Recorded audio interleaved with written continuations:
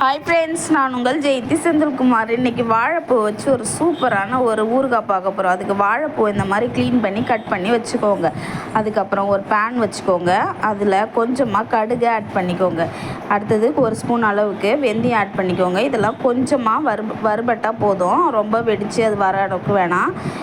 அதை வறுத்து வச்சுருக்கிறத தனியாக பவுட்ரு பண்ணி எடுத்து வச்சுக்கலாம். அடுத்தது ஒரு பேன் வச்சுக்கோங்க. அதில் ஒரு 100 கிராம் அளவில் நான் நல்லெண்ணெய் வச்சுருக்கிறேன். அந்த நல்லெண்ணெய் காஞ்சதுக்கப்புறம் அதில் கொஞ்சமாக கடுகு ஆட் பண்ணிக்கோங்க. அதுக்கப்புறம் ஃபைனாக பொடியாக நான் கட் பண்ணி வச்சுக்கிற பூண்டையும் அதில் சேர்த்துக்கிறேன். நீங்களும் இந்த மாதிரி கட் பண்ணி போட்டுக்கோங்க. நீங்கள் பேஸ்ட்டாக போட தேவையில்லை, இந்த மாதிரியே போடுங்க. அதுக்கப்புறம் கொஞ்சமாக நம்ம அந்த பூ கட் பண்ணி வச்சுருக்கோம் இல்லையா, அதையும் அது கூடவே சேர்த்துக்கோங்க. இன்னொன்று, நான் நைட்டே இதை கட் பண்ணி எப்பயுமே ஊற வச்சுருவேன். அந்த மாதிரி நீங்கள் செஞ்சால் தான் கசப்பு இல்லாமல் இருக்கும்.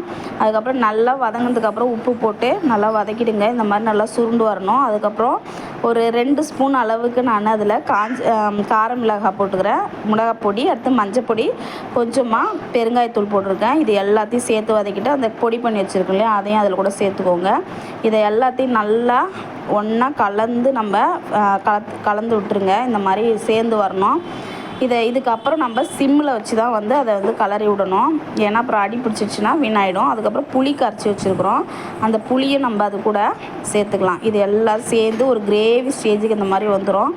இதுக்கப்புறமா கொஞ்சம் கொஞ்சமாக நம்ம கலரி விட்டுக்கிட்டே இருந்தோம்னா இந்த மாதிரி எண்ணெய் பிரிஞ்சு நம்மளுக்கு ஊறுகாய் ஸ்டேஜுக்கே வந்துடும். ஊறுகாய் ஸ்டேஜுக்கு வந்ததுக்கப்புறம் நம்ம அடுப்பை ஆஃப் பண்ணிக்கலாம். பாருங்கள், இந்த மாதிரி வந்துடும். ஊறுகாய் ரொம்ப டேஸ்ட்டாக இருக்கும் ஃப்ரெண்ட்ஸ். நீங்கள் வேணுன்னா கொஞ்சமாக வெல்லம் சேர்த்துக்கலாம்.